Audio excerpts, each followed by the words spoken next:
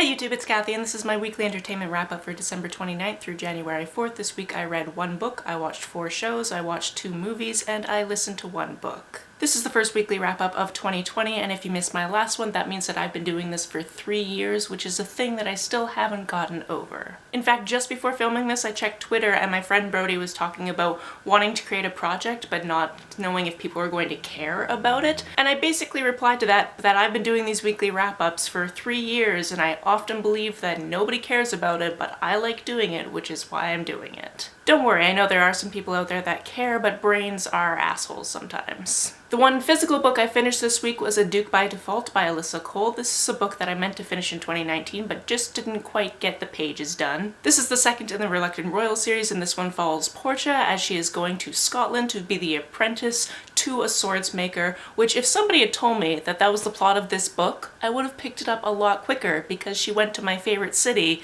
and she was working in an armory. I have a friend who owns an armory. Actually, one second, I'm gonna wear his swag. My friend so kindly sent me a sweatshirt from his armory, so I have my own and not one that I accidentally stole from him years ago, so might as well wear it. If you read the first book in the series, Porsche was the main character's best friend who was really into drinking a lot and sleeping around a lot and was kind of lost in life. So this is part of her project New Porsche, which is basically her not drinking and her not sleeping around and her just trying to get her shit together. And that was great. Also, when she arrives, she starts off on the wrong foot with her new boss, who is a total hottie. And this is one of those romances where one of them is a bit grumpy and one of them is a bit soft, and it's kind of adorable and wonderful. There was something that happened at the end of this book that seemed very much the same thing as what happened in the first book, so I'm wondering if that's also going to happen in the third book, which I will eventually read. I actually meant to read both of these before the new year started because this month I'm only reading books from my shelves, with the exception of audiobooks from the library because I still need to listen to audiobooks. And I just didn't get around to it. I read a really long book while I was home for the holidays and I didn't read as much as I wanted to, which is always the case. Now that I'm drinking tea in my Dark Ages Creations hoodie, I am a little bit warm, so I'm gonna take it off for the rest of the video. But like, look at that logo. How could you not love that? The first show I watched this week was the last of the 3rd season of The Good Place, so now I'm just in the same boat as everybody else, just waiting for that 4th season to come out. I can definitely see why people were like, maybe you shouldn't finish the 3rd season until the 4th season is out, because something's gonna happen, and yeah, something happens at the end of this season that is super sad, and you're just like, but what's going to happen? And why is there only 1 more season of this show? Because it's great. We also watched the first couple of episodes of The Witcher. I have not read the books, I have not played the game, so it was a little bit confusing at the beginning.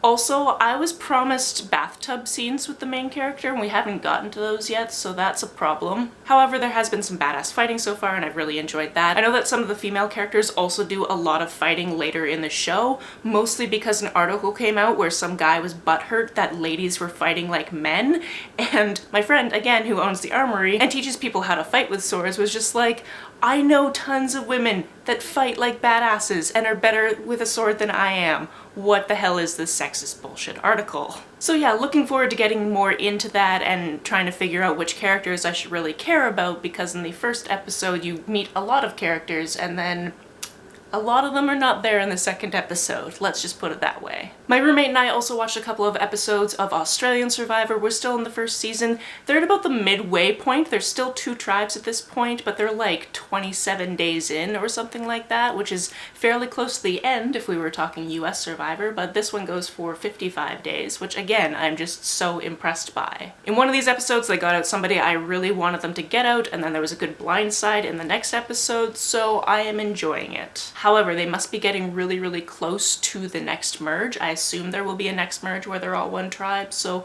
we'll see how that goes, because one side still has some pretty buff people who will be challenge beasts. Kathy from editing here. I completely tore down my filming set and didn't want to put it back together, just to let you know that I watched the first 3 episodes of Steven Universe Future, which is fantastic. It takes place after the movie, so you've got all the Steven Universe episodes, then the movie, and then you have this, and it's just lovely to be with these characters again. I'm really enjoying it, and I'm really enjoying seeing what they're doing now that everything is not in peril all the time. The first movie I watched isn't technically a movie, but it is a feature-length something that I watched, and that's Holy Musical Batman by StarKid. It's something you can watch on YouTube. That's pretty much the only place to watch it. I don't think you can watch it anywhere else because I doubt that they're still doing it in theater. This is exactly what it sounds like. It is a Batman musical, and it is very, very funny. I love this theater troupe, and I'm so glad that my friend Stephanie introduced me to them. Stephanie is the person that I'm hosting Read Your Shelves with, so if you haven't already followed her Instagram, I will link it down below. And for the most part, this used characters that you are familiar with and gave them fantastic songs. There's also one character they created specifically for this show,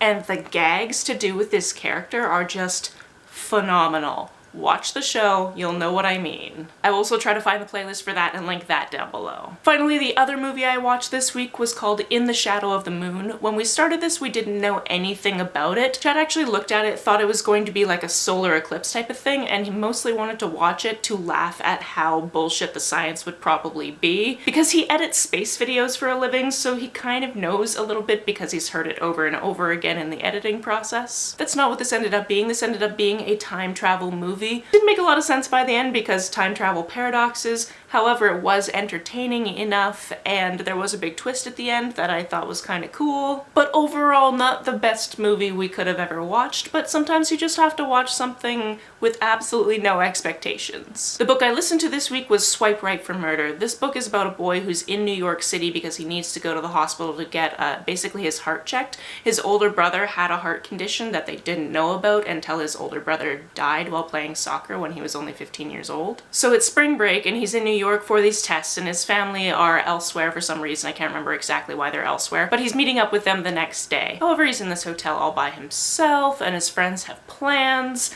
and he ends up using this dating app called Dirty Paws to find a hookup. In fact, he goes to the first hookup and it doesn't really go well with the guy he sees, so he ends up using the app again to find somebody else, and then that's when shit gets real. I mean, I assume this isn't a spoiler because it's right there in the title, Swipe Right for Murder.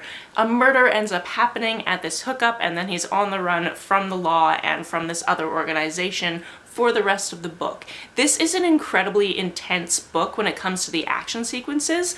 I was actually having dreams, not about this specifically last night, but like action-y type of things happening, to the point where I got a really shit sleep last night because I just kept waking up and then having to go back to sleep and waking up and going back to sleep. Not because I was scared, but just because I feel like Dream Me was doing a lot of running around, was just like very tired, and Dream Me wanted to go to sleep, which I guess means me waking up. I don't know how dreams work, guys. I spent the first little part of this book thinking that it didn't make much sense because there is this mistaken identity part of it. And sure, on TV, 17-year-olds look like fully grown-up people, but that's because they're played by 30-year-olds. Have you looked at an actual 17-year-old recently? They look like they're 12. It has gotten so much darker since I started filming this video and has started raining, so I can only imagine it looks amazing to you. Apologies, West Coast weather is my lighting, unfortunately. I did, however, get over that complaint because later in the plot you see kind of why it would have been acceptable for him to be the age he was and be the person I thought that he was. The motivations behind what was going on were also very interesting, and like I said, there are a ton of action sequences in this book. I would be absolutely surprised if this is never optioned to become a movie because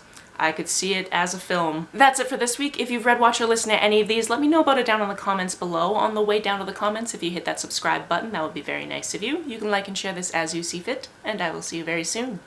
Bye!